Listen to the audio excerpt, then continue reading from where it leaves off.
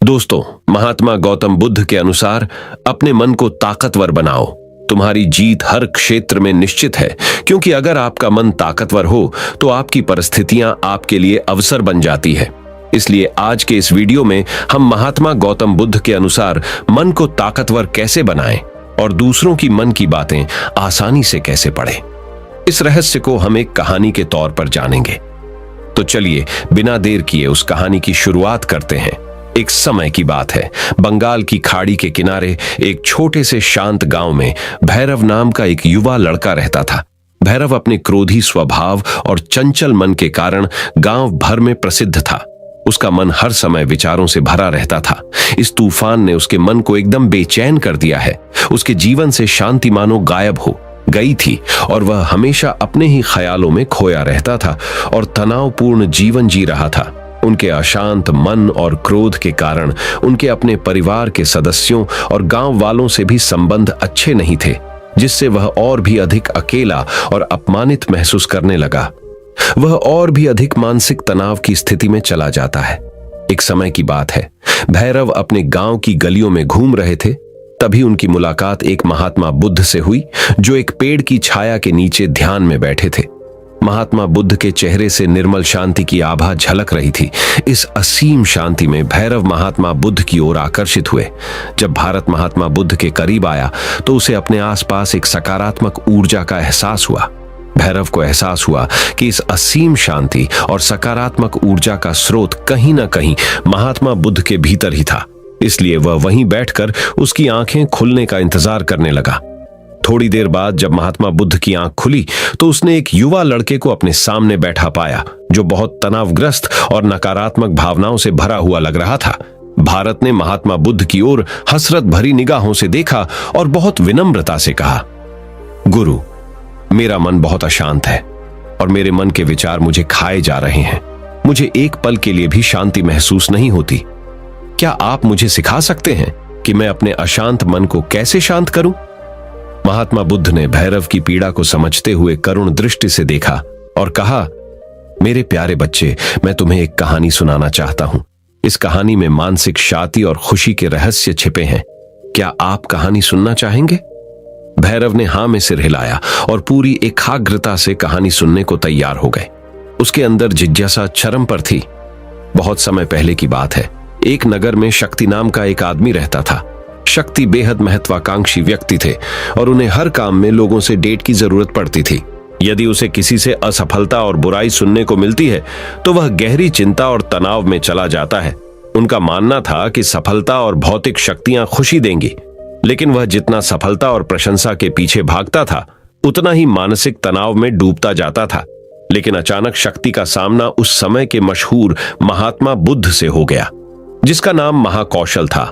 महाकौशल अपने शिष्यों को ध्यान की शिक्षा देते थे और वह स्वयं एक बहुत ही ध्यान मग्न और प्रबुद्ध व्यक्ति थे। महाकौशल की अद्भुत एकाग्रता से प्रभावित होकर शक्ति ने उनसे अपने भटकते मन को शांत करने का उपाय जानना चाहा।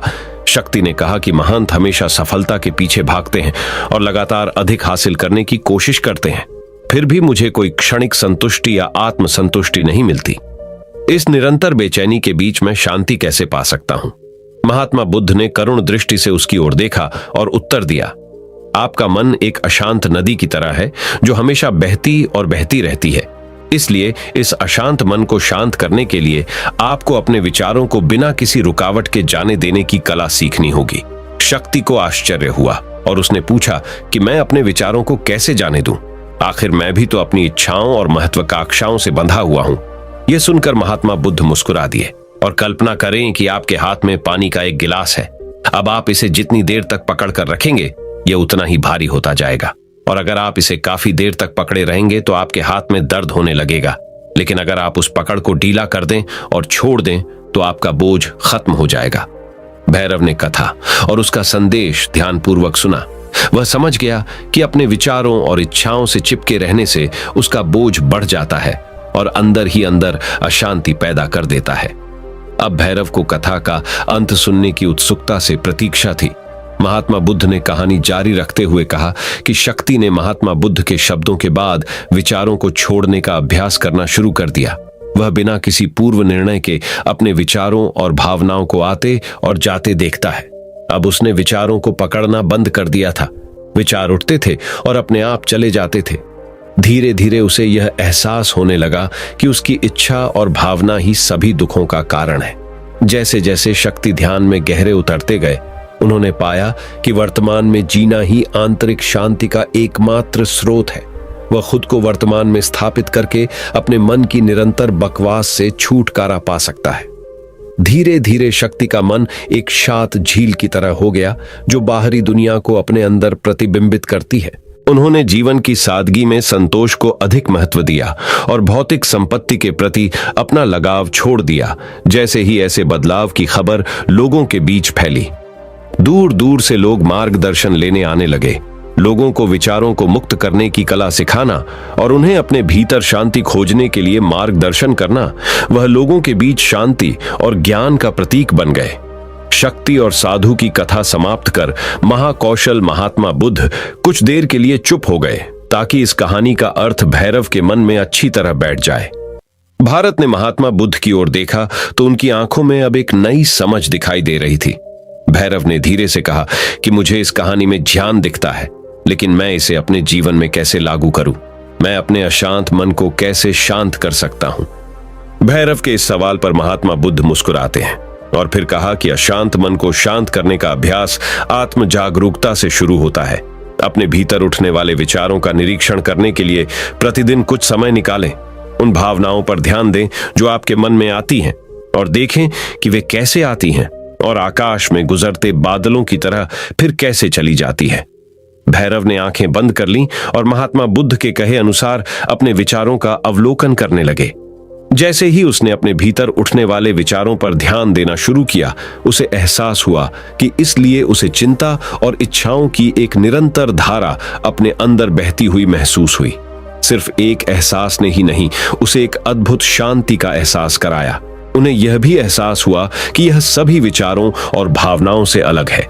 महात्मा बुद्ध ने आगे कहा कि जैसे शक्ति ने खुद को सभी मोह माया से अलग कर लिया था, अपने मन को अशांतकारी विचारों और भावनाओं से मुक्त करने का अभ्यास विकसित करें।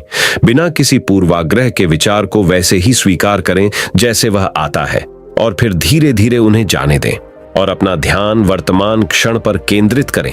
लेकिन भैरव ने टोकते हुए कहा कि क्या होगा अगर विचार और भावनाएं इतनी मजबूत हों कि वे बनी ही रहें और दिमाग से निकलने से इनकार कर दें? महात्मा बुद्ध ने भैरव की बात पर सहमति जताते हुए सिर हिलाया और कहा, ऐसे कई मौके आएंगे जब आपके मन में सवालों का बवंडर चल रहा होगा, जब आपका दिमाग आपकी बात ही नहीं सुनेगा। तो ऐसे में आपको अपनी सांसों की ताकत पर विश्वास करना होगा। एक बार फिर भिक्षु ने भैरव से कहा, अपनी आंखें बंद करो और अपनी सांसों पर ध्यान केंद्रित करने के लिए अपने पेट को ऊपर उठता हुआ और मथता हुआ महसूस करो। महात्मा बुद्ध ने बताया कि जब भी आपका मन अशांत हो तो तुरंत अपनी सांसों पर लौट आए। सांस की वाद्य गति आपको तुरंत वर्तमान के चरणों में वापस खींच लेगी और आपको शांति का अनुभव अवश्य होगा। एक महात्मा बुद्ध के निर्देशानुसार आने और जाने वाली सांसों पर ध्यान केंद्रित करने का प्रयास किया। इस छोटे से व्यायाम से उन्हें मानसिक शांति का अनुभव हुआ। उसे याद आया कि उसकी सांसें हमेशा उसके साथ थीं, जो उसे वर्तमान क्षण की याद दिलाती थी, आराम और शांति लाती है। भैरव के इस विकास को देखकर महात्मा बुद्ध मंद मंद मुस्कुराए और बोले, बेचैन मन को शांत करना एक ऐसी साधना है जिसके लिए बहुत प्रयास और दृढ़ इच्छा शक्ति की आवश्यकता होती है। क्योंकि लगातार व्यायाम से मांसपेशियां मजबूत होती हैं, उसी तरह नियमित अभ्यास से मन भी शांत होता है। स्वीकृति में सिर हिलाते हुए एक महात्मा बुद्ध को धन्यवाद देते हुए उन्होंने वादा किया कि आज से वह अपने अशांत मन को शांत कर सकेंगे और अपनी गैर शक्तियों को मुक्त कर सकेंगे और अपने भीतर शांति पाने के लिए इस यात्रा पर निकलने में सक्षम हो सकेंगे। महात्मा बुद्ध ने भैरव के कंधे पर हाथ रखा और कहा कि मुझे आपकी क्षमता पर बहुत विश्वास है और आपको जल्द ही अपनी आंतरिक शांति मिलेगी। लेकिन याद रखें कि यह आसान नहीं होगा। लेकिन अगर आप दृढ़ इच्छा शक्ति और खुले दिल से प्रयास करेंगे तो आप निश्चित रूप से वह मुक्काम पा लेंगे जो आपके अंदर है। उस दिन से भैरव अपने अशांत मन को शांत करने का प्रयास करने लगे और हर दिन ध्यान करने के लिए एक अलग समय निर्धारित करें। उसने अपने मन में उठने वाले विचारों को बिना किसी रोक टोक के जाने दिया और अपनी सांसों के जरिए खुद को वर्तमान में बनाए रखने की कोशिश की। समय के साथ अभ्यास करते हुए भैरव को अपने अंदर शांति का अनुभव हुआ। जैसे जैसे समय बीतता गया, भैरव को ज्ञान और शांति का स्रोत कहा जाने लगा। ग्रामीण अपने अशांत मन को शांत करने के लिए भैरव के पास आते हैं। महात्मा बुद्धौके के शिक्षक आत्म जागरूकता की शक्ति को साझा करते हैं और दूसरों को महात्मा बुद्धों के विचार पढ़ाने में मदद करते हैं और आंतरिक शांति पाने की शिक्षाओं को साझा करते हैं। इसके साथ ही उन्होंने अपनी सांसों पर ध्यान देने और अपने विचारों को मुक्त करने की कला भी सिखाई। ऐसे निवासियों का विकास हुआ और उन्हें मन की अमूल्य शांति मिली। महात्मा बुद्ध की शिक्षाओं और भैरव द्वारा संचालित अभ्यास के माध्यम से विचारों को त्यागने और वर्तमान में जीने की कला दूर दूर तक फैल गई है। उन्होंने कई लोगों की जिंदगी बदल दी और जैसे जैसे समय बीतता गया, उनकी जिंदगी और भी बदलती गई। भैरव का शांत प्रभाव उसके गांव की सीमाओं से परे तक फैला हुआ है। आसपास के गांवों और शहरों से लोग भैरव के परिवर्तन की कहानी सुनते हैं, उनसे सलाह लेने आते हैं। मन के बोझ तले दबे लोगों के लिए भारत आशा की किरण बन गया। भारत की शिक्षाएं केवल ध्यान और प्रवचन तक ही सीमित नहीं थीं, बल्कि वह रोजमर्रा के काम जागरूकता के साथ करने पर ज्यादा जोर देते थे। वह लोगों को अपनी भावनाओं के प्रति जागरूक रहने की याद दिलाते थे। इस बात पर ध्यान दें कि आप दिन भर में क्या कहते हैं और अपने आसपास होने वाली घटनाओं पर आप कैसे प्रतिक्रिया करते हैं। हर काम पूरी जागरूकता के साथ करें। जब आप खाएं तो प्रत्येक टुकड़े के स्वाद का आनंद लें। जब आप सूरज की रोशनी के सामने खड़े होते हैं तो उसकी गर्मी महसूस करते हैं। लोग क्या कहते हैं उसे ध्यान से सुनें और समझें। छोटे छोटे बदलावों से लोगों के जीवन में चमत्कारिक परिवर्तन आए। भैरव की शिक्षाओं से लोगों ने सीखा कि जीवन का आनंद वर्तमान में जीने में है। दोस्तों, मुझे आशा है कि आपने इस वीडियो से बहुत कुछ सीखा होगा। लेकिन रुकिए दोस्तों, अब हम जानते हैं कि मन को पढ़ने की रहस्यमयी विधि क्या है। कैसे किसी के भी मन को अपने अंदरूनी शक्ति से पढ़ा जा सकता है। तो चलिए दूसरे कहानी की शुरुआत करते हैं। किसी के भी मन की बातें जानने के लिए 3 तरीके होते हैं, लेकिन इन तीनों तरीकों को समझना अति आवश्यक है। यदि आप इन तीनों तरीकों को समझ लेते हैं तो आप किसी के भी मन की बातें बड़ी ही आसानी से जान सकते हैं, समझ सकते हैं। तो चलिए इसे एक बुद्ध कहानी के माध्यम से समझते हैं कि किस तरह से आप दूसरों की मन की बातें जान सकते हैं, समझ सकते हैं। बहुत समय पहले की बात है। एक छोटा सा गांव था। उस गांव में 2 भाई रहा करते थे। बड़ा भाई अंधा था, जिसके कारण वो हमेशा घर पर ही बैठा रहता था और छोटा भाई खेती किया करता था। लेकिन खेतों में अधिक जानवर आने से पूरी फसलें नष्ट हो जाती थीं, जिस कारण छोटा भाई बहुत परेशान हो चुका था। तभी उसे एक तरकीब सूझी। एक दिन उसने सोचा, खेतों में से इन जानवरों को भगाने के लिए क्यों ना मैं अपने बड़े भाई की मदद लूं। वैसे भी बड़े भैया अंधे हैं। अगर वह खेत में बैठे रहेंगे और जानवरों की आहट आने पर वह उन्हें जोर से चिल्लाकर भगा सकते हैं, जिससे हमारी फसलें बच सकती हैं। इसलिए उन्हें मैं खेत में बिठा देता हूं।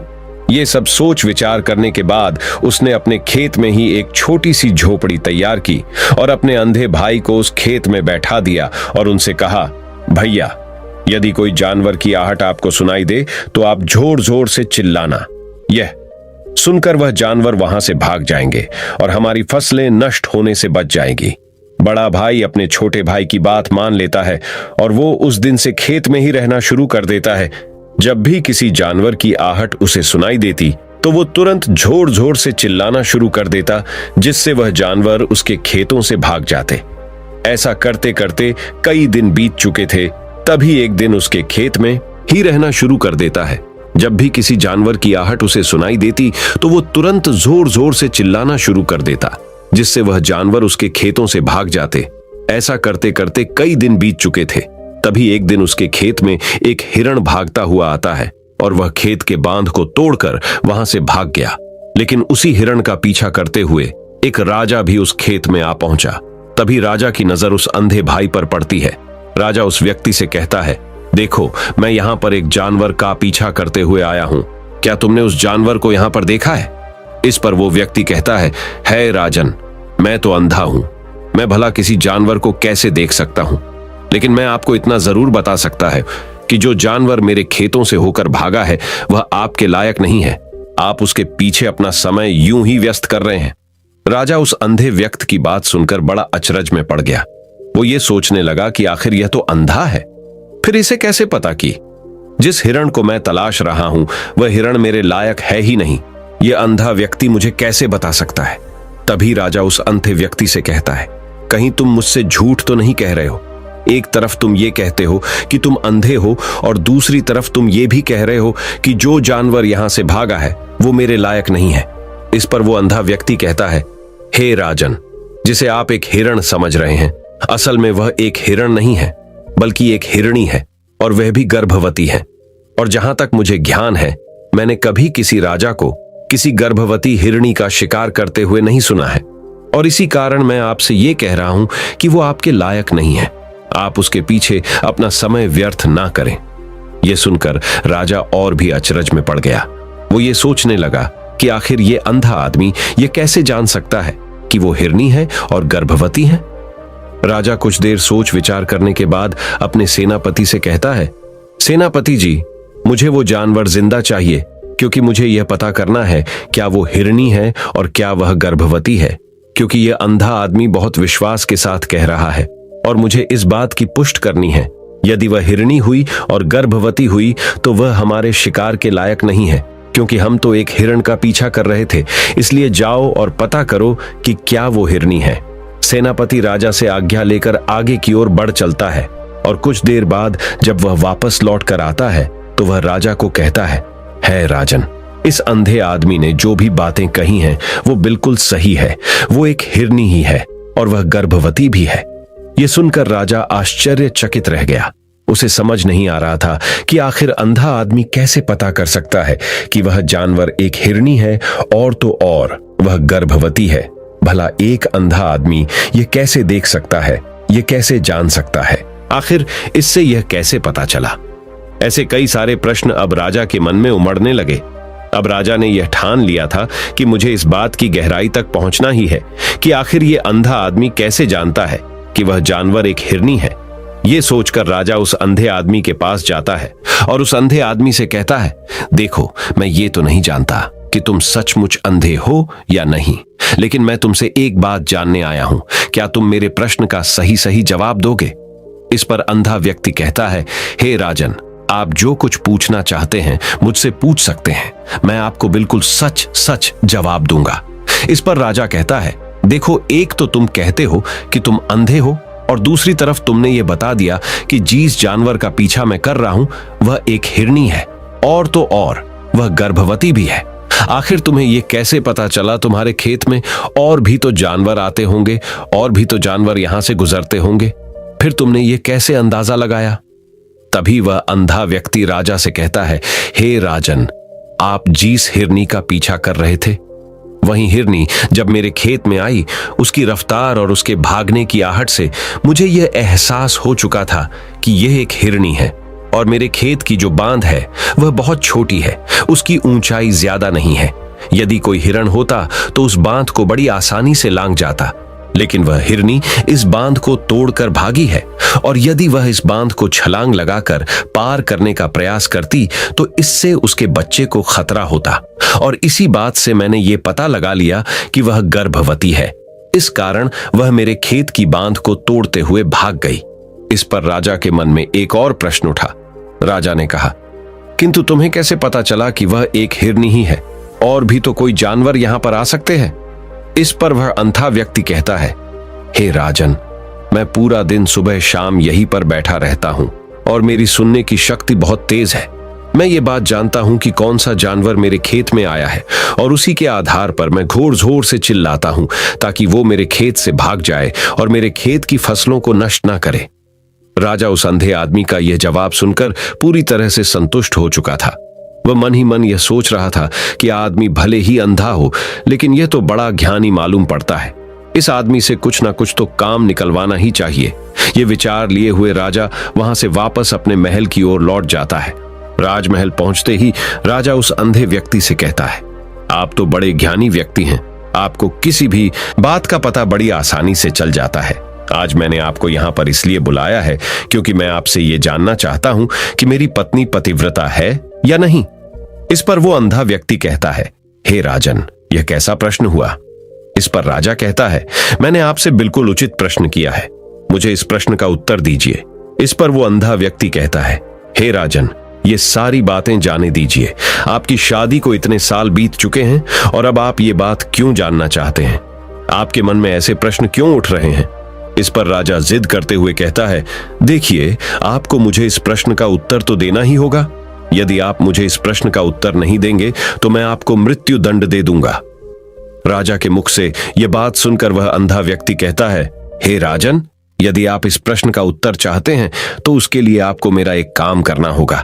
राजा कहता है, बोलो, मुझे क्या काम करना होगा? इस पर व्यक्ति कहता है, इसके लिए आपकी पत्नी को मेरे साथ कमरे में अकेले छोड़ना होगा।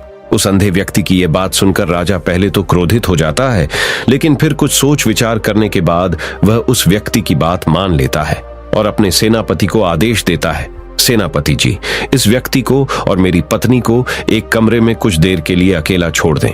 सेनापति बिल्कुल वैसा ही करता है। अब राजा की पत्नी और अंधा आदमी एक कमरे में बंद हो चुके होते हैं।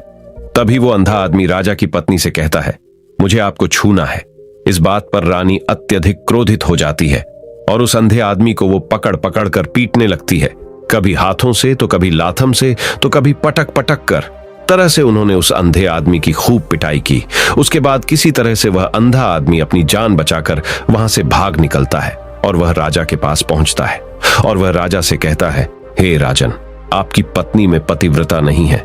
यह बात सुनकर राजा अत्यधिक क्रोधित हो उठता है और राजा अपनी तलवार निकालकर सीधा अपनी पत्नी की ओर जाता है और क्रोधित होकर वह अपनी रानी से कहता है, रानी जी, आज मैं जो भी सवाल आपसे करने वाला हूं उसका मुझे सच सच जवाब दीजिएगा, और यदि आपने एक शब्द भी झूठ कहा तो मैं आपका अभी के अभी सर धड़ से अलग कर दूंगा, तभी आगे बढ़े। राजा कहता है, मुझे बताइए, क्या आप पतिव्रता हैं या नहीं? इस पर रानी कहती है, हे राजन, आप भले ही मुझे जान से मरवा दीजिए, लेकिन मैं पतिव्रता नहीं हूं। राजा ये बात सुनकर बहुत खुश हुआ, क्योंकि उस अंधे आदमी ने जो भी कहा था वह बिल्कुल सच था। यह बात सुनकर तुरंत ही राजा उस आदमी के पास पहुंचता है और आकर उस अच्छे आदमी से कहता है, तुम्हें कैसे पता चला कि मेरी पत्नी पतिव्रता नहीं है? इस पर वह अंधा आदमी कहता है, हे राजन, बड़ी सीधी सी बात है। मैंने तो आपकी पत्नी से बस इतना ही कहा था कि मुझे आपको छूना है, और इस बात पर वह इतना क्रोधित हो उठी कि उन्होंने गुस्से में आकर मुझे लात घूंसों से पीटना शुरू कर दिया। और भला कोई औरत किसी और मर्द को कैसे छू सकती है? लेकिन उन्होंने ना आप देखा न ताव, बस लात घूंसे मुझ पर बरसाने शुरू कर दिए। वह भी तो एक छूना ही हुआ, और एक पतिव्रता नारी कभी भी पराये मर्द को नहीं छूती। जब मैंने उसे छूने के लिए कहा था तो वह उस वक्त मुझे मना कर सकती थी, लेकिन उन्होंने तो मुझे पीटना शुरू कर दिया और देखते ही देखते उन्होंने मेरे पूरे शरीर को छू लिया। अब आप ही बताइए, ऐसी स्त्री भला पतिव्रता कैसे हो सकती है? इस पर राजा कहता है, तुम तो बड़े ज्ञानी मालूम पड़ते हो। अच्छा ठीक है, चलो तुम मेरे एक प्रश्न का और जवाब दो। यदि तुमने मुझे इस प्रश्न का सही सही जवाब दे दिया तो मैं तुम्हें यहां से जाने दूंगा। आगे राजा उस अंधे आदमी से कहता है कि तुम मुझे यह बताओ, क्या मैं सच में अपने पिताजी का ही बेटा हूं या फिर किसी और का? इस पर वह अंधा भी कहता है, हे राजन, इस बात से आपका क्या लेना देना? आप किसी की भी औलाद हों, आखिर आप हैं तो इस राज्य के राजा, इसलिए इस प्रश्न को जाने दीजिए। लेकिन राजा कहता है, नहीं नहीं, मुझ इस प्रश्न का सही सही जवाब चाहिए, अन्यथा यह प्रश्न मुझे हमेशा परेशान करता रहेगा, इसलिए मैं इसका सही सही जवाब जानना चाहता हूं। यदि तुम इसका सही सही जवाब दे देते हो तो तुम यहां से जा सकते हो, मैं तुम्हें नहीं रोकूंगा। इस पर वह अंधा आदमी कहता है, हे राजन, इसके लिए तो मुझे आपकी मां के पास भी जाने की कोई आवश्यकता नहीं है। मैं आपको अभी अभी यह बता सकता हूं कि आप किसकी औलाद हैं, लेकिन उससे पहले मैं चाहता हूं कि आप मुझसे एक वादा करें कि आप मुझ पर क्रोध नहीं करेंगे। राजन ने कहा, मैं तुमसे वादा करता हूं, मैं तुम पर क्रोध नहीं करूंगा। इसके बाद वह अंधा आदमी राजा से कहता है, हे राजन, आप हैं तो अपने ही पिता के पुत्र, लेकिन आप पर एक कंजूस सेठ की छाया पड़ी हुई है। यह सुन राजा बहुत क्रोधित हो उठा और वह तुरंत तलवार निकालकर अपनी मां के पास जा पहुंचा। वह वहां पर पहुंचने के बाद अपनी मां से कहता है, मां, मुझे सच सच बताइए, क्या मैं अपने ही पिता का पुत्र हूं या नहीं? यदि आपने मुझे सही सही नहीं बताया तो वह यहीं पर अपने प्राण त्याग दूंगा। मुझे बताओ क्या सच है? इस पर उस राजा की मां कहती, बेटा, तू है तो अपने ही पिता का पुत्र, लेकिन तुम्हारे ऊपर एक कंजूस सेठ की छाया पड़ी हुई है। जब मैं एक बार नहाने के बाद अपना मुंह आईने में देख रही थी, तभी उस कांच के पीछे मुझे एक कंजूस सेठ नजर आता है और उसी की छाया तुम पर पड़ चुकी है। ये सुन राजा बहुत खुश हो जाता है और वह तुरंत दौड़ा दौड़ा वापस उस अंधे आदमी के पास पहुंचता है और उस अंधे आदमी से कहता है, तुम्हें यह कैसे पता चला कि मुझ पर एक कंजूस सेठ की छाया पड़ी हुई है? इस पर वह आदमी कहता है, हे राजन, आपने मुझसे कई सारे सवाल पूछे जिनका जवाब मैंने आपको सही सही दिया है।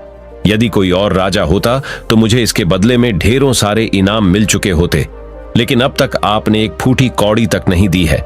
इस बात से ही मैंने अंदाजा लगा लिया था कि आप बहुत कंजूस हो।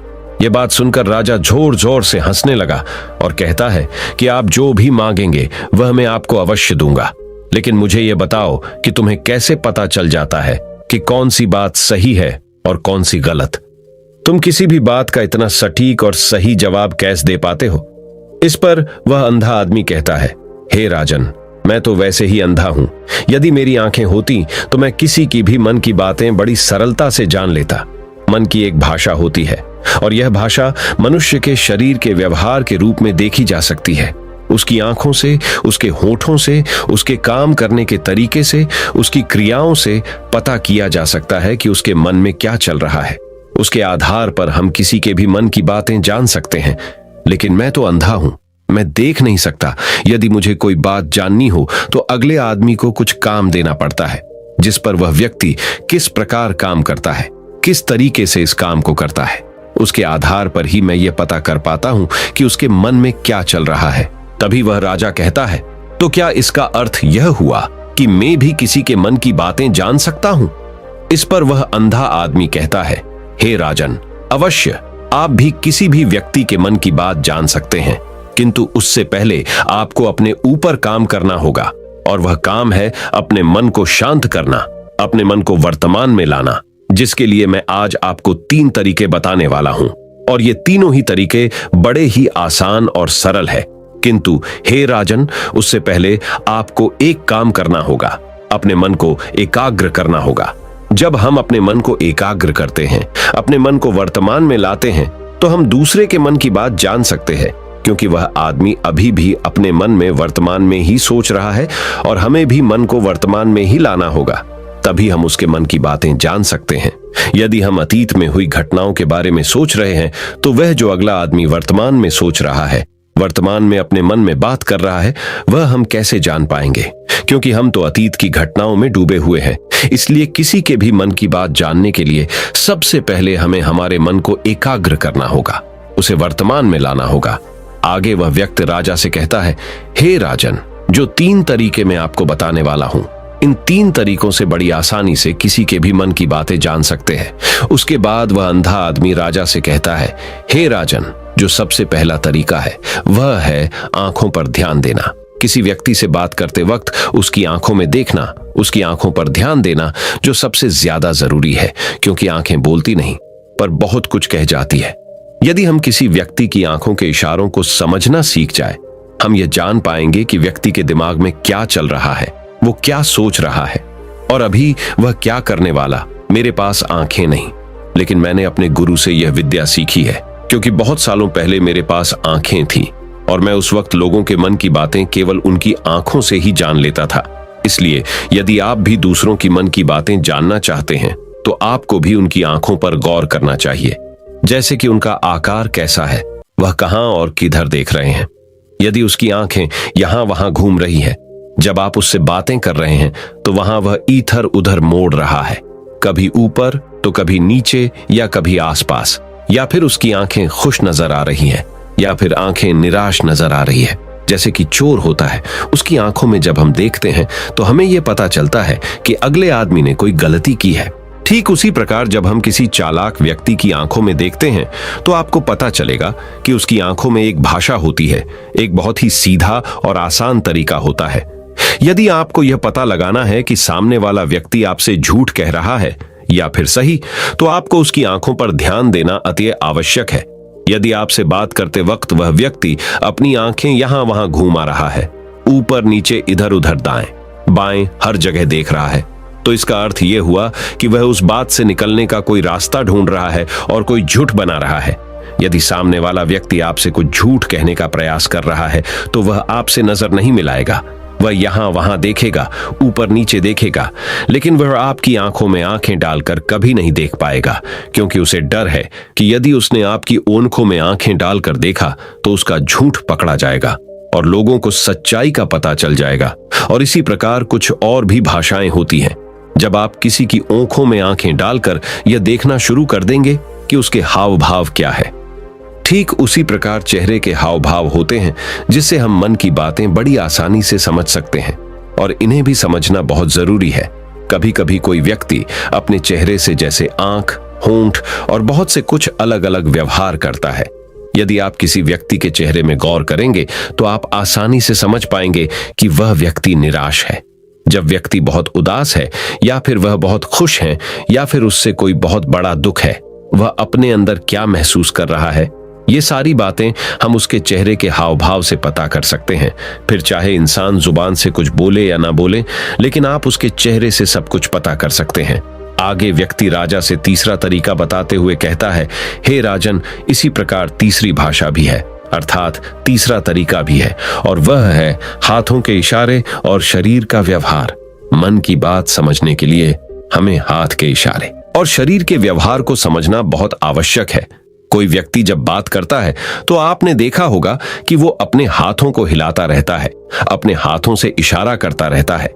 बातों के साथ साथ अपना शरीर का जो व्यवहार है, अर्थात बॉडी लैंग्वेज, उसका भी पूरा उपयोग करता है, जिससे हमें यह पता चल पाता है कि वह व्यक्ति हमारी बातों पर कितना ध्यान दे रहा है और उसके मन में क्या चल रहा है। शरीर के व्यवहार को देखने के लिए उसके हाथ मटकाने, शरीर मटकाने और चेहरे पर बार बार हाथ लाल, हाथों का एक दूसरे से मसलना, ऐसी बहुत सी क्रियाएं होती हैं। उस पर हमें ध्यान देना अति आवश्यक है। मन की बात को समझने के लिए हमें शरीर के व्यवहार को भी समझना पड़ता है।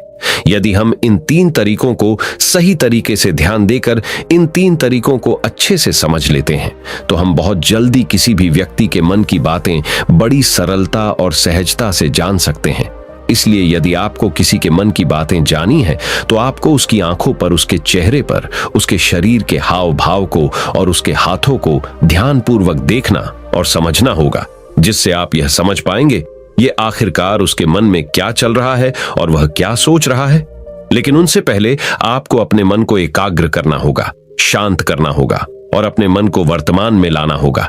तभी आप उस व्यक्ति की इन सभी क्रियाओं पर ध्यान दे पाएंगे, उन्हें समझ पाएंगे। अन्यथा आप यदि अतीत की घटनाओं में व्यस्त हैं, भविष्य की योजनाओं में व्यस्त हैं, तो आप उस व्यक्ति के हाव भाव पर कभी ध्यान ही नहीं लगा पाएंगे और ना ही आप कभी यह समझ पाएंगे कि आखिर उस व्यक्ति के मन में क्या चल रहा है, वह क्या सोच रहा है। आपने देखा होगा कि ऐसे कई बड़े संत महात्मा हैं जो बड़ी ही शांति से आपको देखते हैं और आपको देखकर ही ये बता देते हैं कि आपके मन में क्या चल रहा है, आप उनसे क्या जानने आए हैं। और इसका सबसे बड़ा प्रमुख कारण यही है कि वह आपको पढ़ सकते हैं, आपको समझ सकते हैं, आपकी मन की बातें जान सकते हैं, क्योंकि उनका मन एकाग्र है, शांत है, और यही कारण है कि वह आपके मन की बातें बड़ी सरलता से समझ जाते हैं। तो दोस्तों, उम्मीद करता हूं इन दो कहानियों से एक अच्छी सीख मिली होगी। ये कहानी आपको कैसी लगी हमें कमेंट बॉक्स में कमेंट करके जरूर बताएं, और इस कहानी को अपने दोस्तों के साथ जरूर शेयर करें ताकि उन्हें भी इस कहानी से कुछ सीखने को मिल सके। और हमारे चैनल को सब्सक्राइब करना ना भूले। धन्यवाद। नमो बुद्धाय।